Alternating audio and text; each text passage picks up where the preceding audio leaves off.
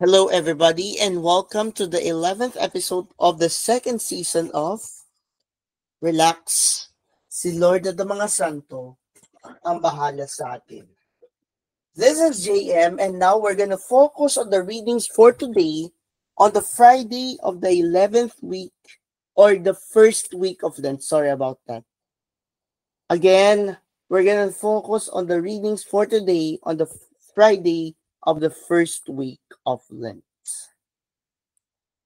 Our first reading is taken from the book of the prophet Ezekiel, chapter 18, verses 21 to 28.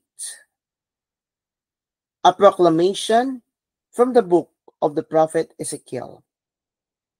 Thus says the Lord God, if the wicked man turns away from all the sins he committed, if he keeps all my statutes and does what is right and just, he shall surely live, he shall not die.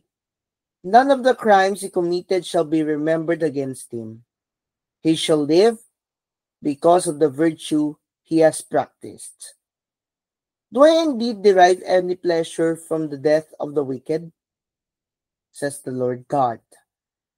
Do I not rather rejoice when he turns from his evil way that he may live? And if the virtuous man turns from the path of virtue to do evil, the same kind of abominable things that the wicked man does, can he do this and still live? None of his virtuous deeds shall be remembered, because he has broken faith and committed sin. Because of this, he shall die.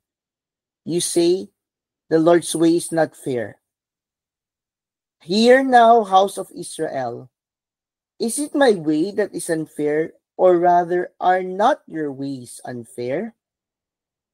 When someone virtuous turns away from virtue to commit iniquity and dies, it is because of the iniquity he committed that he must die. But if the wicked, turning from the wickedness he has committed, does what is right and just, he shall preserve his life. Since he has turned away from all the sins that he committed, he shall surely live. He shall not die. The word of the Lord. Thanks be to God. Our response to the responsorial psalm is, if you, O Lord, mark iniquities, who can stand? Please repeat. If you, O Lord, mark iniquities, who can stand? Out of the depths I cry to you, O Lord. Lord, hear my voice. Let your ears be attentive to my voice in supplication. Response. If you, O Lord, mark iniquities, who can stand? If you, O Lord, mark iniquities, Lord, who can stand? But with you is forgiveness, that you may be revered. Response. If you, O Lord, mark iniquities, who can stand? I trust in the Lord, my soul trusts in his word. My soul waits for the Lord, more than sentinels wait for the dawn. Let Israel wait for the Lord. Response. If you, O Lord, mark iniquities, who can stand? For with the Lord is kindness, and with him is plenteous redemption, and he will redeem Israel from all their iniquities. Response. If you, O Lord, mark iniquities, who can stand? Cast away from you all the crimes you have committed, says the Lord, and make for yourselves a new heart and a new spirit. Now let's focus on our gospel for today, and it's taken from the Gospel of St. Matthew, chapter 5, verses 20 to 26. A proclamation from the Holy Gospel according to Saint Matthew. Glory to you, O Lord. Jesus said to his disciples, I tell you, unless your righteousness surpasses that of the scribes and Pharisees, you will not enter into the kingdom of heaven. You have heard that it was said to your ancestors, you shall not kill, and whoever kills will be liable to judgment. But I say to you, whoever is angry with his brother will be liable to judgment. And whoever says to his brother, Rakia, will be answerable to the Sanhedrin, and whoever says you fool will be liable to fiery Gehenna. Therefore, if you bring your gift to the altar and there recall that your brother has anything against you, leave your gift there at the altar, go first and be reconciled with your brother, and then come and offer your gift. Settle with your opponent quickly while on the way to court. Otherwise, your opponent will hand you over to the judge, and the judge will hand you over to the guard, and you will be thrown into prison. Amen, I say to you, you will not be released until you have paid the last penny. My dear friends, my fellow relaxers, this is the good news of our salvation. Praise to you, Lord Jesus Christ. Now let's focus on the meditation for today. Today's Lenten readings remind us that our actions have consequences. More to the point, the moral decisions which we beneath our actions, whether we choose to practice virtue or to commit sin, have consequences. Lent is a time to examine the condition of our hearts, to get to the roots of our actions, the thoughts, desires, wounds, habits, fears, ambitions, and many more that manifest themselves in our virtues and our vices. These roots are not necessarily sinful, but they are not morally neutral either, for they push us in the direction of good or evil. The main roots of sin are pride and selfishness, which tend to become habitual. As we begin to make progress in the spiritual life, we continue to battle with sin, but more often, we sin due to weakness, laxity in our prayer and sacramental life, or inattentiveness to attachments that leave us open to temptation.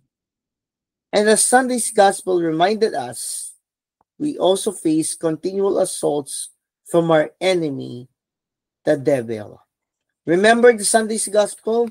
There were three temptations that the devil offered to Jesus, but Jesus rebuked them and made them with, or shall I say, they offered it to the devil with the word of God. The Lord speaks to us throughout the prophet Ezekiel in our first reading today about two opposite ways we may go. If the wicked man turns away from all the sins he committed, if he keeps all my statutes and does what is right and just, he shall surely live, he shall not die. The Lord so greatly desires our eternal life that he is willing to forget our sins when we turn away from them and strive for virtue.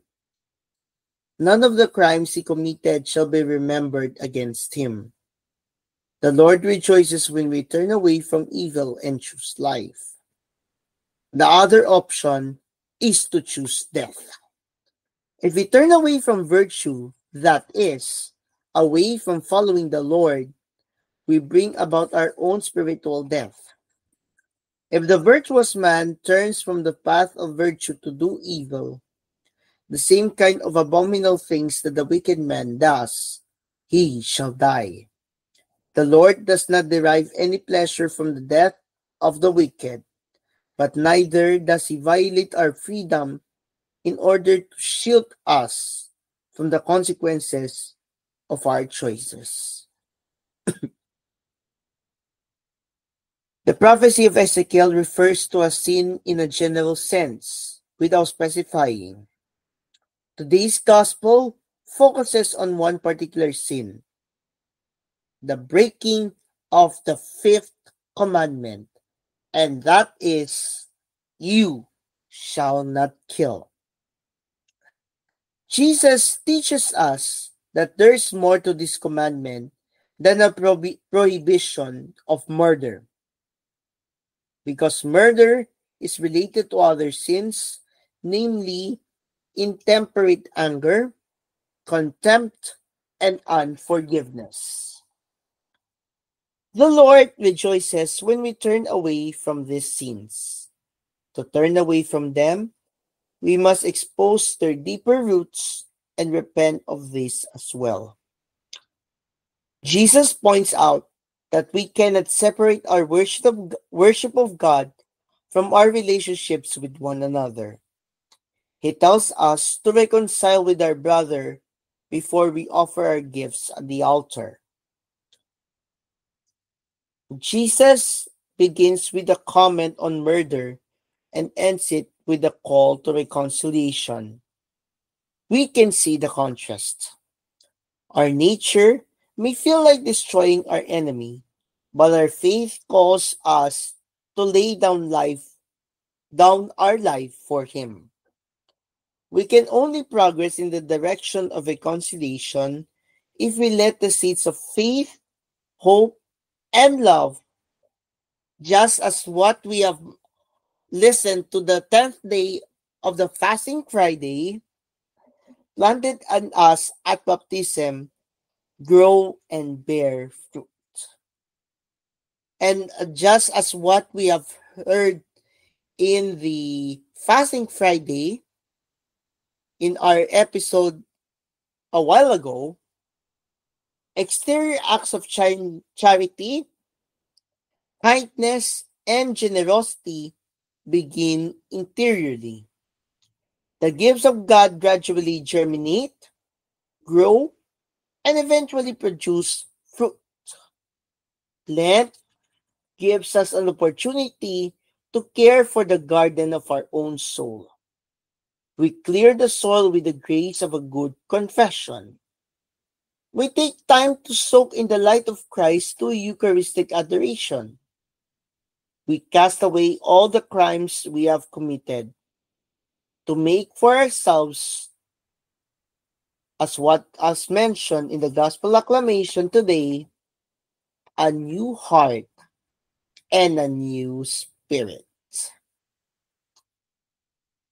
Before we end our program, let us examine ourselves and let's examine our hearts with the questions that we need to ponder on. And they are, examining my heart, what do I discover as the roots of my sins? What are the things that cause me to sin and make wrong choices? And finally, how do my weaknesses and my laxity in prayer leave my soul open to temptation? We now end with a short, simple prayer. In the name of the Father, and of the Son, and of the Holy Spirit. Amen. Mary, teach me to make the right choice in each moment. Amen. In the name of the Father, and of the Son, and of the Holy Spirit. Amen. We thank you for joining us in our 11th episode of the Season 2 of Relax. Si Lord ng mga Santo ang bahala sa atin this Lenten season. This is JM reminding you to Let the seeds of faith, hope, and love planted in us at baptism grow and bear fruit. And may we make the right choice in each moment.